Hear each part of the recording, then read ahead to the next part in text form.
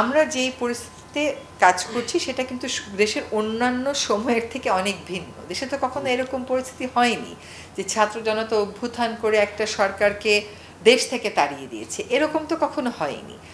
এখন যারা তখন আন্দোলন করছিল তারা দল গঠন করার কথা কখনো ভেবেছে এটা তারা বলেনি। এখন তারা ভাবছে যে যদি সত্যিকার অর্থে পরিবর্তন আনতে হয় তাহলে তাদের সক্রিয়ভাবে রাজনীতিতে থাকতে হবে।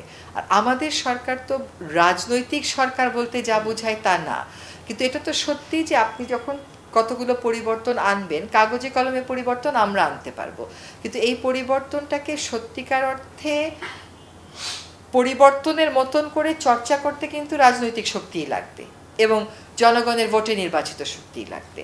তারা মনে করেছে বা তাদের মধ্যে থেকে একজন মনে করেছে যে সে সরকারে থাকার থেকে যদি সে সক্রিয় রাজনীতিতেই থাকে তাহলে রাজনৈতিক দল গড়ার নেতৃত্বের প্রক্রিয়ায় সে যেতে চায়।